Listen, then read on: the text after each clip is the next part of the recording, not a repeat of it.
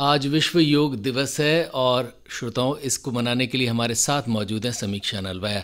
समीक्षा जी, विश्व योग दिवस हम एक तो क्यों मनाते हैं और इसकी क्या प्रासंगिकता हमारे जीवन में, ख़ास तौर पर आधुनिक जीवन में है? विश्व योग दिवस की आप सभी को हार्दिक शुभकामनाएं। योग दिवस सबसे पहले आप सभी को पता है कि जैसे कि मोदी जी ने शुरू किया था, और प्रासंगिकता सिद्ध करने की अभी इन दिनों तो बिल्कुल भी ज़रूरत नहीं है। सर्व सिद्ध हो चुका है कि आज इस पैंडेमिक, इस महामारी में योग हमारे सबके कितना काम आ रहा है।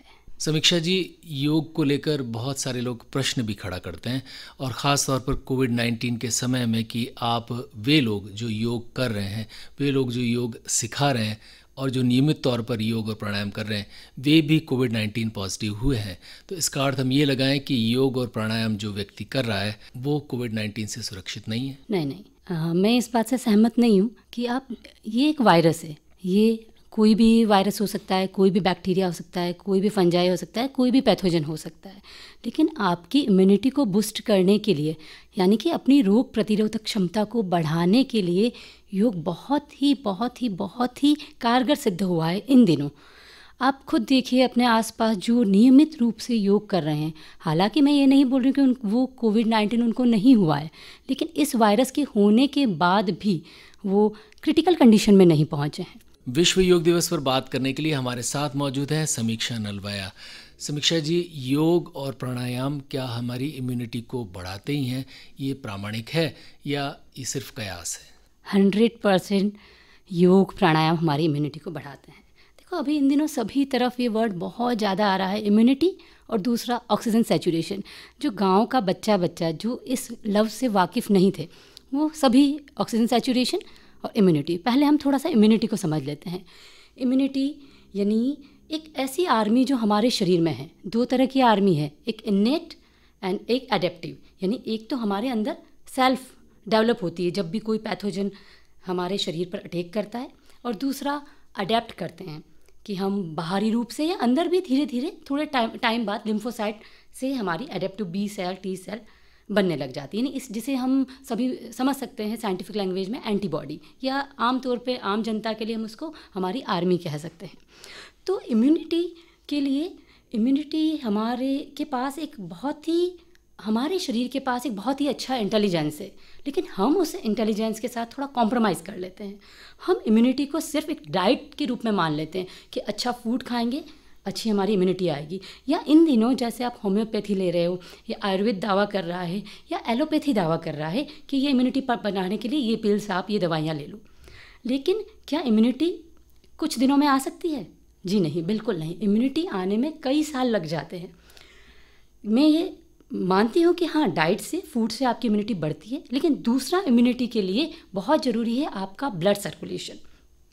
हमारे शरीर में अप्रॉक्स 5 to 6 लीटर ब्लड बहता है, और ये 5 to 6 लीटर ब्लड एक दिन में, यानी 24 घंटे में जितना अर्थ के 2 राउंड लगा दो ना, उतना सर्कुलेट होता है।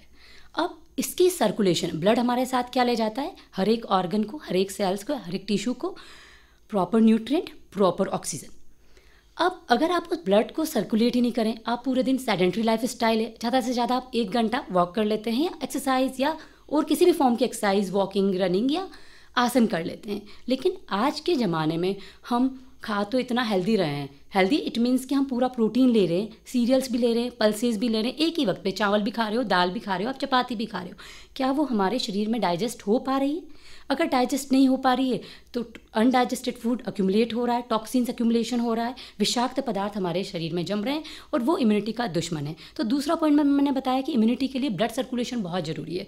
आप अपनी लाइफ को जितना डायनेमिक बनाएंगे, यानी जनरली हम देखते हैं कि वर्क फ्रॉम होम चल रहा है, जनरली हमारे हस्बैंड बैठ जाते हैं लैपटॉप के सामने, और आप पानी भी दो उनको, चाय भी दो, आप उनको खाना भी वहीं ला के दो। अब वो कितनी सेडेंटरी लाइफ स्टाइल है, भले 1 घंटा उन्होंने किसी भी तरह का वर्कआउट कर लिया, लेकिन ब्लड सर्कुलेशन उनका प्रॉपर नहीं हुआ। तो जितना डायनेमिक आप रहेंगे, ब्लड सर्कुलेशन उतना प्रॉपर होगा, हर एक सेल को उतना न्यूट्रिएंट और ऑक्सीजन प्रॉपर मिलेगा, और वो इम्यूनिटी के लिए बहुत ही अच्छा है। और सबसे तीसरा मोस्ट इम्पोर्टेंट मैं मानती हूँ इम्यूनिटी के लिए, गुड स्लीप। हमारे शरीर में पीनियल ग्लैंड एक हार्मोन सिक्रिएट करती है, मेलाटोनिन, और इन दोनों को आपको साथ में समझना होगा। कॉर्टिसोल जो स्ट्रेस हार्मोन, और मेलाटोनिन जो स्लीप हार्मोन। जब आप सवेरे आपकी आंखें खुलती है, आपकी जैसे ही आंखें खुलती है, कॉर्टिसोल का सिक्रेशन बढ़ने लग जाता है। स्ट्रेस, आप देखो सवेरे उठते हो, आप सोचते हो, उधर सोचते हो, जैसे ही सोचते हो ब्रेन में वेव्स बनने लग जाती है, जिसे कहते हैं बीटा वेव्स, और वो बढ़ाती है स्ट्रेस हार्मोन कॉर्टिसोल को। और जैसे ही रात को आप सोते हो, जब आप सोने लग जाते हो, आप अल्फा स्टेट में चले जाते हो। ब्रेन में एक इलेक्ट्रिक करंट दौड़ता है जिसे अल्फा ब्रेन वेव कहते हैं, और वहाँ से आपका मेलाटोनिन का सिक्रेशन शुरू हो जाता है। जैसे जैसे रात होती है मेलाटोनिन का सिक्रेशन बढ़ने लग जाता है। तो जितनी गहरी नींद आएगी, यानी कि मेलाटोनिन का एक दुश्मन है blue light. Blue light emit करती है हमारी गैजेट्स, हमारा लैपटॉप, हमारा कंप्यूटर, हमारे फ़ोन, हमारी टीवी। अब अगर आपने ब्लू लाइट देखना शुरू कर दिया, जनरली हम देखते हैं कि रात को सोते हुए फ़ोन तो जनरली या टीवी सभी देख ही लेते हैं। अब ये ब्लू लाइट आपका मेलाटोनिन का सिक्रेशन को इनहिबिट करेगा, उसको रोकने की कोशिश करेगा। मेलाटोनिन का सिक्रेशन जितना कम होगा, आपकी नींद उतनी ज़्यादा डिस्टर्ब होगी। जितनी नींद डिस्टर्ब होगी, आपका बायोलॉजिकल क्लॉक यानी कि मेलाटोनिन आपके रिदम को, डे नाइट रिदम को डिसाइड करता है। और ये नहीं कि मेलाटोनिन एक ही काम करता है सुलाने का ही, बहुत सारे और काम करता है, हमारे शरीर के बहुत इंपॉर्टेंट फंक्शन करता है। तो मैं मानती हूँ कि इम्यूनिटी के लिए डाइट भी ज़रूरी है, गुड एक्सरसाइज भी ज़रूरी है, और मेलाटोनिन का प्रॉपर सिक्रेशन यानी आपकी रैम नींद, जिसमें आपको सपने भी नहीं आते हैं। नींद होती है नॉन रैम, जिसमें आप एकदम से कोई आवाज़ दे देता है और आप उठ जाते हैं, वो नॉन रैम। और जिसमें गहरी नींद आती है, जिसमें सपने नहीं आते हैं आपको, वो रैम नींद। जिसको गहरी नींद आती है उसकी इम्यूनिटी देखो आप कितनी अच्छी। और आप एक रात आप देखो, अगर आपकी नींद डिस्टर्ब होती है, अगला पूरा दिन आपका डिस्टर्ब होता है। रीज़न क्या है? रीज़न सिर्फ इतना सा है कि कॉर्टिसोल का सिक्रेशन बढ़ने लग जाता है। जैसे जैसे कॉर्टिसोल का सिक्रेशन बढ़ेगा, एड्रीनलिन हार्मोन भी है, एड्रीनलिन न्यूरोट्रांसमीटर भी है। न्यूरोट्रांसमीटर जो हमारी नर्व सेल रिलीज़ करती है और हार्ट बीट को बढ़ाने का काम करती है वो। और एड्रीनलिन हमारी किडनी के ऊपर एड्रिनल ग्लैंड है, उससे भी निकलता है। तो ये दोनों का काम है हमारी हार्ट बीट को बढ़ाना। जैसे ही हमारी हार्ट बीट बढ़ेगी और वहीं से सब प्रॉब्लम होनी शुरू हो जाएगी। और वहीं आपका टॉपिक आ गया है कि इम्यूनिटी, ऐसे हमारी इम्यूनिटी कमज़ोर होनी शुरू हो जाती है। अब आप कितना भी योग भी कर लें, अब आपका वही क्वेश्चन है सर कि आपने कहा योग करते हुए भी कोविड कैसे हो रहा है। आप भले ही योग कर ले, लेकिन आपकी पूरी लाइफ स्टाइल भी तो आपको अच्छी होनी चाहिए। आपकी डाइट, आप डाइट में क्या ले रहे हैं वो ज़रूरी है। हमेशा आपकी हर तरह की एक्सरसाइज, योग भी, प्राणायाम भी, लेकिन 80% आपकी डाइट डिसाइड करती है आपका बॉडी कैसा है। अगर आपका बॉडी एसिडिक है, आपका ब्लड एसिडिक है, तो 100% बहुत सारी बीमारियां आने वाली है। एसिडिक केवल हर मीडियम, आपका सलाइवा आपका अल्कलाइन होना ज़रूरी है, आपका इंटेस्टाइन अल्कलाइन होना जरूरी है, तभी फूड का डाइजेशन अच्छा होगा और सभी ऑर्गन अच्छे से काम करेंगे। लेकिन स्टमक का, हमारे आमाशय का पीएच जो होता है एसिडिक होता है, वो एसिडिक एनवायरनमेंट में ही काम करेगा। फूड का डाइजेशन आपका एसिडिक एनवायरनमेंट में ही करेगा। समीक्षा जी, थोड़ी सी बात नींद की ओर कर लेते हैं। तो आपकी बात का ये अर्थ लगाऊं कि वे लोग जो बहुत ज़्यादा सोते हैं, आपने देखा होगा कई बार बच्चे ख़ास तौर पर 12-12 घंटे भी सो जाते हैं, सुबह 10 बजे उठ रहे हैं, दिन में भी सो जाते हैं कई लोग, तो इनकी सेहत अच्छी रहेगी? जी नहीं। नींद जैसे शुरू से सुना है कि जल्दी सोना है, जल्दी उठना, नियम बहुत ही अच्छा है, जो भी इसका पालन करता है वही अच्छा बच्चा है। बिल्कुल सही है ये, जल्दी सोना बिल्कुल सही। देखो पुराने ज़माने में जब लाइट्स नहीं होती तब की बात करते हैं, लाइट्स नहीं होती थी, अंधेरा हो जाता था और वो स्लीप साइकिल आपका शुरू हो जाता था, यानी मेलाटोनिन का सिक्रेशन शुरू होने लग जाता था जैसे जैसे अंधेरा होता है। अभी मैंने आपको बताया कि ब्लू लाइट मेलाटोनिन का दुश्मन है। अब आपके सामने लाइट है, आप पीनियल ग्लैंड को धोखा दे रहे हो, वो सिक्रेशन रोकने लग जाएगा। जब आपकी अंधेरा होने लग जाता है आपके रूम में, आपके हमारे एनवायरनमेंट में अगर लाइट्स नहीं भी है, तो मेलाटोनिन, पीनियल को सिक्रेशन मिलने लग जाता है, पीनियल को स्टिमुलेशन मिलने लग जाता है कि वो मेलाटोनिन को सिक्रेशन करे। और जैसे जैसे सनलाइट आने लग जाएगी, मेलाटोनिन का सिक्रेशन, भले ही आप नींद में हो, सिक्रेशन अपने आप ही कम होने लग जाता है जी। तो बच्चों को तो बहुत ज़रूरी है कि आप 10-12 घंटे, छोटे बच्चों की बात कर रहे हैं, हमारे जैसे एडल्ट को 7 to 9 आवर्स सफिशिएंट है सोने के लिए। मैं बता दूं कि आपका रूम टेम्परेचर जितना ठंडा होगा उतना अच्छा। देखो अभी तो बहुत सारे गैजेट्स हमारे ऐसे मिल जाते हैं कि एसी जैसे आपको कूलर, फैन के आपके एनवायरनमेंट को वो ठंडा रख लेते हैं। एनवायरनमेंट ठंडा होगा, आपकी बॉडी में आपको बहुत अच्छी नींद आएगी। और इसके लिए आपने देखा होगा कि रात को आप कितना भी ठंडक करके सोए, आपको पसीना आने लग जाता है, क्योंकि हमारा इनर प्रोटेक्टिव मैकेनिज्म इतना बढ़िया है सर कि आपका अंदर से वो हीट को बाहर की तरफ भेजने लग जाता है। तो अंदर आपको पसीना आने लग जाता है, वो बॉडी चाहता है कि अंदर का एनवायरनमेंट में हमारा कूल रहे। ये रेडियो लेक्सिटी है, विश्व योग दिवस है आज, और इसी पर कुछ और बातें कर रहे हैं हम समीक्षा नलवाया से। समीक्षा जी, योग और प्राणायाम कितने आवश्यक हैं और क्या ये करने ज़रूरी होते हैं आपके हिसाब से? बिल्कुल, योग और प्राणायाम के तो अभी इन दिनों इतने रिजल्ट देखने को मिले हैं, और आई थिंक मेरे सभी साथी जो योगा इंस्ट्रक्टर हैं कहते हैं कि अभी थोड़ी बेरोजगारी आने लग गई है, लेकिन मेडिकल में जैसे नहीं आई है वैसे योगा इंस्ट्रक्टर में भी नहीं आई है। क्योंकि सभी लोगों के, आप साइंटिस्ट हो, डॉक्टर्स हो, अभी डॉक्टर्स तो इतना रिकमेंड कर रहे हैं कि योग और प्राणायाम की तरफ जाओ। मेरे पास इतने क्लाइंट आते हैं, इवन डॉक्टर्स तो इतने हैं अभी कि योग और प्राणायाम को अच्छे से समझते हैं। देखो, ऑक्सीजन सैचुरेशन क्या है? ऑक्सीजन सैचुरेशन अभी सब तरफ ये बोला ऑक्सीजन सैचुरेशन कम हो रहा है, ब्लड में ऑक्सीजन का अमाउंट। अब ऑक्सीजन सैचुरेशन देखो, हमारे चारों तरफ ऑक्सीजन है, एटमॉस्फेयर है, ऑक्सीजन कितना ले रहे हैं हम? 21%। 21% में से 16% हम एक्सेल कर रहे हैं। इनहेल तो 21% कर रहे हैं, उस हवा में से 21% ऑक्सीजन ले रहे हैं, 16% हम बाहर निकाल रहे हैं एक्सेल्ड एयर के साथ। बचा कितना? 5%। 5% में से हमारे सेल, हमारे टिश्यू को 1.25% मिला। अब ये एक जाती है, इसको एक सिंपल से एग्जाम्पल से समझते हैं। किसी की तनख्वाह 21,000 है और उसके पास कितनी आई? 1250। अब ये जाती हुई, तो अगर हमको 21 से 21% ऑक्सीजन लेनी है तो हमको डेफिनेटली प्राणायाम का सहारा लेना होगा। ऑक्सीजन सैचुरेशन सभी जानते हैं, नॉर्मल पर्सन का 97-98%। अगर आप रेगुलर प्राणायाम करते हो तो 3 महीने के बाद आपका ऑक्सीजन सैचुरेशन 99-100% हो जाएगा। हार्ट पेशेंट का ऑक्सीजन सैचुरेशन 95-96% रहता है। 3 महीने रेगुलर अगर आप प्राणायाम करते हैं, बिल्कुल सही प्राणायाम, तो 98% हो जाएगा। ब्रोंकियल अस्थमा, उनका ऑक्सीजन सैचुरेशन 85% रहता है, अगर 3 महीने प्राणायाम करते हैं तो 96% रहता है। तो ऑक्सीजन को अगर आप पूरा लेना है, लेकिन एक बात हो रही है इसमें कि सभी तरफ अभी ऑक्सीजन की दौड़ मची हुई है।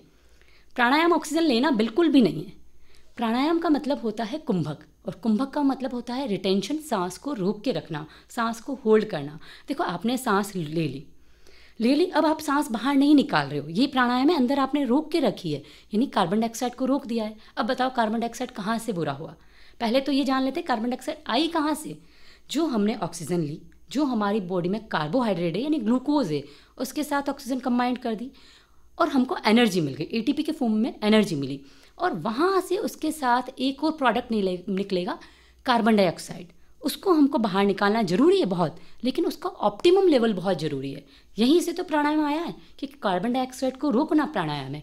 वो हमारे पेरिफेरल ब्लड वेसल्स के वॉल को खोलता है, ऑक्सीजन न्यूट्रिएंट को हर एक सेल्स तक पहुंचाने का काम करता है, ब्रेन में ब्लड सर्कुलेशन बढ़ाता है, और सबसे इम्पोर्टेंट हमारे ब्रेन का बिल्कुल अंतिम भाग है मेडुला ऑब्लोंगेटा, वहाँ रहता है रेस्पिरेटरी राइम सेंटर, जो इस रेस्पिरेशन को कंट्रोल करता है। उसको स्टिमुलेट करने का काम ये कार्बन डाइऑक्साइड करता है।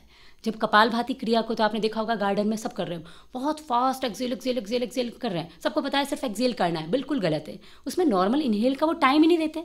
अभी मैंने बोला अगर आप ढंग से प्राणायाम करोगे, ढंग से क्रियाएं करोगे तो ऑक्सीजन सैचुरेशन पड़ेगा, अगर वो गलत ढंग से करोगे तो विपरीत प्रभाव पड़ेगा। तो कार्बन डाइऑक्साइड को आप रोक के रखो, कुंभक लगा के करो, और कुंभक ही प्राणायाम है। अब आप गलत समझोगे कि सिर्फ ऑक्सीजन ही बढ़ाना है, तो नहीं है। तो डेफिनेटली प्राणायाम के तो बहुत अच्छे रिजल्ट आते हैं। जैसे सेडेंटरी लाइफ स्टाइल है, आप सेडेंटरी लाइफ स्टाइल में आपका टाइडल वॉल्यूम होता है 500 ml, यानी आप सिर्फ 500 ml लेते हो, 500 ml निकाल देते हो। अब आपको कहीं भागने का काम करना है, बहुत इंटेंस वर्कआउट करना है, कहीं भाग के आपको ट्रेन पकड़नी है, समझ लो लेट हो गए, तो वहाँ आप इतना थक जाओगे कि आपको लगेगा अब नेक्स्ट ट्रेन पकड़ लेता हूँ मैं, इतना थक जाओगे। अब क्यों थके? क्योंकि हमारा लंग्स कैसे बना है, बहुत सारी 600 to 800 मिलियन एयर सैक से मिलके बना है। एयर सैक इट मीन्स की एल्वोलाई। अब उनमें प्रॉपर ऑक्सीजन कब पहुँचेगी? जब एक एक एयर सैक रिजिड नहीं होगा, यानी कि टफ नहीं होगा, फ्लेक्सिबल होगा। और वो प्राणायाम के अलावा कैसे करोगे? आप रनिंग करके उसको फ्लेक्सिबल नहीं कर सकते हो, उसको एक एक एयर सैक को खोलो। अभी कोविड के संदर्भ में देखते हैं हम इस चीज़ को। कोविड वायरस है, अंदर वायरस आया है, वायरस ने हमारे रेस्पिरेटरी ट्रैक पर अटैक किया है। पहली बात तो हमारी फर्स्ट लाइन क्या है? आप सबसे आंख बंद कर सकते हो, मुंह बंद कर सकते हो, लेकिन नाक से तो आपको सांस लेनी है हर कंडीशन में। तो हम किसी भी बीमारी की फर्स्ट लाइन है हमारा नेज़ल पैसेज। जैसे अगर ये वायरस हमारे ऊपर चला गया तो स्मेल चला गया, आपका टेस्ट चला गया, तो ये इतना नुकसानदायक नहीं रहेगा उस पर्सन के लिए। यहाँ से हमारी 2 पाइपलाइन शुरू हो जाती है, समझ लीजिए, एक विंड पाइप, एक फूड पाइप। फूड पाइप में गया यानी हमारे स्टमक में गया, आपको वॉमिटिंग की प्रॉब्लम होगी, आपको नोजिया की प्रॉब्लम होगी, आपको लूज मोशन की प्रॉब्लम होगी, वो भी थोड़ा ठीक है। लेकिन रेस्पिरेटरी ट्रैक में जाके वो कहाँ चला गया? हमारे लंग्स में। अब सबसे बड़ी बात है कि ये लंग्स में ही कैसे गया इस वायरस को, और इस वायरस को हम प्राणायाम के थ्रू कैसे बाहर निकाल सकते हैं। लंग्स में वायरस गया क्योंकि इस वायरस में अभी तो सबको पता है कांटे जैसा कुछ दिखता है, हर पिक्चर में आप देख सकते हैं, उसको कहते हैं स्पाइक प्रोटीन। और लंग्स के अंदर जो बाउंड्री होती है उसकी सेल, लंग्स के अंदर सेल, पूरा बॉडी ट्रिलियन सेल का बना है, तो लंग्स की बाउंड्री की सेल पर एक S2 रिसेप्टर होता है, यानी S2 रिसेप्टर है ताला, स्पाइक प्रोटीन है चाबी। वो आया, वो कहीं भी नहीं होगा, ना आपके हाथ में होगा S2 रिसेप्टर, ना आपके पैर में होगा, ना आपके ब्रेन में होगा। आपने देखा है ना, लंग्स पर ही सभी डर रेस्पिरेटरी सिस्टम से ही डर लग रहा है इसमें।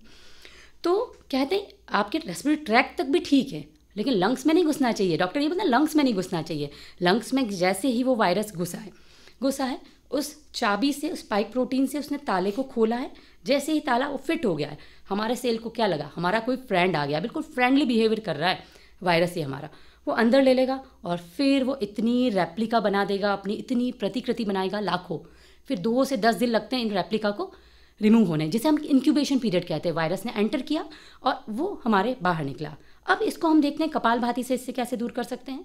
कपालभाति एक्टिव एक्सहेलेशन की क्रिया है, क्लिनजिंग प्रोसेस है, इट इज़ नॉट प्राणायाम। तो आप कपालभाति अगर रेगुलर करते हैं, देखो एटमॉस्फेयर, आप पता है एनवायरनमेंट कितना गंदा है इन दिनों, तो एटमॉस्फेयर में इतना टाइनी पार्टिकल, डस्ट पार्टिकल हमारे रेस्पिरेटरी ट्रैक में चले जाते हैं, अटक जाते हैं वहीं। और कहीं भी ज़्यादा मच्छर कहाँ होंगे? हमारे किचन में नहीं होते मच्छर, हमारे ड्रेनेज पाइप, जहाँ किचन का पाइपलाइन निकलता है। क्यों? क्योंकि वहाँ वाटर अच्छे से मिल जाता है, हवा मिल ही रही है एटमॉस्फेयर से, और डस्ट बहुत मिल जाएगी वहाँ, तो वो मच्छर वहाँ पे पनपेगा, ग्रो करने लग जाएगा। उसी तरह कोई भी वायरस आया, कोई भी फंजाई आया, कोई भी बैक्टीरिया नहीं, कोई भी पैथोजन बाहर से आया, वो डस्ट वहाँ मिल रहा है उसको आराम से। और पानी, हमारे लंग्स, हमारा ब्रोंकियल ट्री एक दिन में 24 घंटे में 1 लीटर पानी सिक्रेट करता है। कुछ पानी 50%, मोर देन 50% पानी तो मॉइस्ट कर लेता है, हम जो सांस ले रहे हैं ना उस एयर को, वो ज़रूरी भी है हमारे शरीर के लिए। और बाकी अगर एक्स्ट्रा पानी रह जाता है तो वो फेवरेबल कंडीशन होगी उस जर्म को ग्रो करने के लिए। पानी मिल गया, डस्ट आ ही रही है और हवा है ही है, लंग्स में तो इतनी हवा है, तो वो ग्रो करने लग जाएगा। अब कपालभाति की एक्शन से आप रेगुलर एक्सहेलेशन की क्रिया कर रहे हो तो डस्ट पार्टिकल बाहर चला जाएगा, एक्स्ट्रा एयर, हीट प्रोड्यूस होती है कपालभाति से, तो एक्स्ट्रा एयर इवोपरेट हो जाएगी और आप देखो कपालभाति क्रिया कितने अच्छे से हो जाती है। और दूसरा, एंटीबॉडी बहुत अच्छे से बनने लग जाएंगे, आपका इम्यून सिस्टम बहुत ज़्यादा एक्टिव हो जाएगा। चाहे उज्जाई प्राणायाम हो, चाहे नाड़ी शोधन प्राणायाम हो, आपके इम्यून सिस्टम क्या है? एंटीबॉडी इम्यून सेल्स यानी प्लाज्मा सेल्स हमारी बोन मैरो में चली जाती है, और जब भी ऐसा वायरस अटैक किया वो एंटीबॉडी उसी वक्त बनाने लग जाती है। तो इस तरह प्राणायाम बहुत हेल्प करता है ऑक्सीजन सैचुरेशन को बढ़ाने में और ब्लड सर्कुलेशन को बढ़ाने में। नाड़ी शोधन प्राणायाम से ब्लड सर्कुलेशन बहुत अच्छा होता है। नाड़ी शोधन, एक एक नाड़ी की शुद्धि, योग में बोला है हमारे ग्रंथों में कि 72,000 नाड़ियों को शुद्ध करता है नाड़ी शोधन प्राणायाम। ये रेडियो लेक सिटी है, विश्व योग दिवस है आज, और हमारे साथ हैं बात करने के लिए समीक्षा नलवाया। समीक्षा जी, जाते जाते संक्षेप में आज के दिन तमाम लोगों से क्या कहेंगी? मैं यही कहूँगी कि ज़्यादा से ज़्यादा आप प्राणायाम का सहारा लें। और बाय द वे, आपको प्राणायाम, आपके पास टाइम नहीं है, आप प्राणायाम भी नहीं कर सकते, तो आप प्राण धारणा कर लो, आप योगिक निद्रा कर लो, आप मेडिटेशन कर लो। प्राण धारणा इट मीन्स कि बिल्कुल शांति से बैठ जाओ, सिर्फ अपनी श्वासों को देखना है, कुछ भी नहीं करना है। देखो इन दिनों आप पैनिक बहुत हो रहे हैं, और अभी इस महामारी में तो आपने देखा है कि जैसे ही हम न्यूज़पेपर देखते हैं, जैसे ही हम टीवी देखते हैं, सिर्फ न्यूज़ आ जाती है और आपको पता भी नहीं, आप पैनिक हो जाते हो। आप किसी भी अपने रिलेटिव की कोई न्यूज़ ऐसी सुन लेते हैं, जैसे ही आप पैनिक हुए आप शैलो ब्रीथ करने लग जाओगे।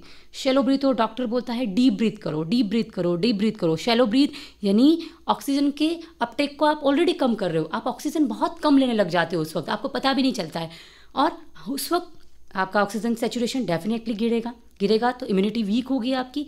तो प्राण धारणा कर लो। प्राण धारणा में क्या होता है, आप सिंपल से बैठेंगे, आंखें बंद करेंगे, कुछ भी नहीं करना है, सिर्फ अपनी श्वासों को देखना है। उस वक्त क्या होगा, हमारी नर्व सेल एक न्यूरोट्रांसमीटर सिक्रिएट करेगी, जिसे एसिटाइल कोलिन ACH कहते हैं। वो जाके हार्ट को बोलेगी कि भाई तुम हार्ट बीट कम करो। वो हार्ट बीट कम करेगी, नहीं हार्ट आपका रिलैक्स हो गया। कार्डियक आउटपुट बढ़ाएगी, हार्ट के लेफ्ट साइड से ब्लड पूरे बॉडी में पंप करता है, तो वो ब्लड बढ़ेगा, पूरी हर एक सेल्स को मिलेगा। इधर वो ब्रीदिंग रेट को बढ़ाने लग जाएगी, जो ब्रीदिंग रेट हमारी 12 to 16 होती है, और पैनिक में वो 20, 30, 40 तक पहुंच जाती है, आपको पता भी नहीं चलता। और वो ब्रीदिंग रेट आपकी धीरे धीरे धीरे कम होने लग जाएगी प्राण धारणा से, यानी आप पैरासिम्पैथेटिक जोन में चले जाओगे। और अगर आप पैनिक हुए तो आप सिंपैथेटिक एक्टिविटी आपकी बढ़ जाएगी, हार्ट बीट बढ़ने लग जाएगा, ब्रीदिंग रेट बढ़ने लग जाएगी। तो कुछ नहीं करो, सिर्फ आप रिलैक्स हो जाओ, प्राण धारणा करो, और कर सकते हो तो योग निद्रा या मेडिटेशन आप जरूर करो। इससे आपका अभी इन दिनों अगर साइंटिस्ट ने बहुत रिसर्च की होगी, 100% की होगी, कि जैसे स्ट्रेस बढ़ा है, अभी स्ट्रेस बढ़ा है सबके अंदर, तो एमेगडेला एक स्ट्रक्चर होता है हमारी ब्रेन में, स्ट्रेस के लिए, एंगर के लिए, फियर के लिए, तो सभी का डेफिनेटली अभी एमेगडेला बढ़ा हुआ आएगा। और सिर्फ मेडिटेशन ही इस एमेगडेला को कम कर सकता है, क्योंकि हमारी नर्व सेल होती है ना, हमारा 100 बिलियन नर्व सेल है पूरे शरीर में, और 86 बिलियन हमारे सिर्फ ब्रेन में है। और नर्व सेल की एक खासियत होती है, उसकी प्रॉपर्टी ये होगी कि एक बार वो समाप्त हो जाते हैं तो वो वापस से नहीं बनते, तो उनको मेंटेनेंस करना बहुत ज़रूरी है। जो प्राणायाम के बाद सलाइवा आपका बढ़ता है, सलाइवा के अंदर होता है न्यूरल ग्रोथ फैक्टर, जो न्यूरॉन को मेंटेन करता है, क्योंकि न्यूरॉन बहुत ज़रूरी है हमारे शरीर के लिए, कम्युनिकेशन के लिए। तो एमेगडेला का साइज आप कम करेंगे, आप हिप्पोकैम्पस का साइज़ बढ़ जाएगा मेडिटेशन से, जो मेमोरी के लिए, लर्निंग के लिए, डिसीजन मेकिंग के लिए रेस्पॉन्सिबल है। तो मैं तो ये चाहती हूँ अगर आप कुछ नहीं करें तो डेली आधा घंटा या 15-20 मिनट जितना टाइम हो मेडिटेशन करें। बिल्कुल नहीं टाइम है, प्राण धारणा करें, और टाइम थोड़ा है तो प्लीज़ प्राणायाम और आसनों को जरूर टाइम दें। और हाँ, इस वक्त आगे कह रहे हैं तीसरी लहर आएगी, लेकिन मुझे पता है कि अगर आप योगासन और प्राणायाम का सहारा लेते हैं तो तीसरी लहर आपको छू भी नहीं पाएगी। क्योंकि देखो, अभी प्रोन पोजीशन के लिए बहुत बोला है डॉक्टर ने कि जब आपको ऑक्सीजन सैचुरेशन बढ़ाना है, चाहे आपको बाइपेप पर हो, चाहे आप वेंटिलेटर पे हो, आप प्रोन पोजीशन यानी उल्टा लेट जाओ। और हमारे ऋषि मुनियों ने तो बहुत पहले इसको बता दिया था कि मकरासन, प्रोन पोजीशन मकरासन। लेकिन प्रोन पोजीशन में प्रोन पोजीशन इट मीन्स कि उल्टे लेटने के लिए डॉक्टर जो बोल रहे हैं, लेकिन ये एक समझ नहीं पाती आम जनता कि उल्टे उनको लेटना कैसे हैं। हमारी प्राइमरी मसल्स है डायफ्राम, चेस्ट कैविटी और chest cavity thoracic cavity same है, और एब्डोमिनल कैविटी के बीच का एक डोम शेप्ड कर्टन है, मस्कुलर कर्टन, वो नीचे जाता है संकुचित होके तो आपके लंग्स फैलते हैं, वो ऊपर आता है तो लंग्स सिकुड़ते हैं। अब प्रोन पोजीशन में आप लेट तो जाते हैं, लेकिन डायफ्राम तो बेचारा बिल्कुल ही दब गया, वो कैसे फैलेगा। तो इसके लिए कोशिश करो अपने पेल्विक रीजन में 3-4 पिलो लगाओ, नी के नीचे 1-2 पिलो लगा दो, फोरहेड पर आपकी इच्छा है तो लगाओ, क्योंकि और फिर हाथ लगा के देखो कि डायफ्राम दब तो नहीं रहा है आपका, फिर आप प्रोन पोजीशन में करो। और यही मकरासन कहता है। मकरासन जो है, जो हमारे ऋषि मुनियों ने हमारे योगी ग्रंथों में कई साल पहले दिखा हुआ है। अब ये इसमें कैसे ऑक्सीजन सैचुरेशन बढ़ा, इसको समझ लें कि जब आप उल्टे लेटते हो मकरासन में या प्रोन पोजीशन में लेटते हो तो आपका हार्ट नीचे चला जाता है, लंग्स ऊपर आ जाते हैं। जब आप पीठ के बल लेटते हो तो लंग्स नीचे, हार्ट ऊपर, तो उस वक्त हमारे पोस्टीरियर और लैटरल लंग्स दब जाते हैं। और जो निमोनिया हुआ पोस्टीरियर और लैटरल लंग में सबसे ज़्यादा, वहाँ की एयरसेक में सबसे ज़्यादा हुआ, क्योंकि वहाँ पर पूरी तरह आप ब्रीदिंग नहीं कर पाते हो, ऑक्सीजन नहीं पहुँचा पाते हो। तो हमारी आर्मी और जो एंटीजन लड़ने लग जाती है, पस सेल फ्लूइड वहाँ अक्यूमुलेट हो जाता है, फिर ऑक्सीजन कार्बन डाइऑक्साइड एक्सचेंज नहीं हो पाता। तो जब आप उल्टे लौट जाते हो मकरासन या प्रोन पोजीशन में, तो लैटरल और पोस्टीरियर लंग्स बिल्कुल रिलैक्स हो जाते हैं और अच्छे से आप सांस ले पाते हो, तो आपका ऑक्सीजन सैचुरेशन बहुत अच्छे से बढ़ जाता है इससे। तो अंत में मैं यही कहना चाहूँगी फिर से कि आप ज़रूर प्राणायाम, आसन, योग निद्रा का ज़रूर सहारा लें, और विश्व योग दिवस की आप सबको बहुत बहुत फिर से शुभकामनाएं। समीक्षा नलवाई जी, आपके साथ लेक सिटी के लोगों को और रेडियो लेक सिटी के तमाम श्रोताओं को विश्व योग दिवस की बहुत सारी शुभकामनाएं देते हैं और उम्मीद करते हैं कि योग और प्राणायाम आप अवश्य करते रहेंगे।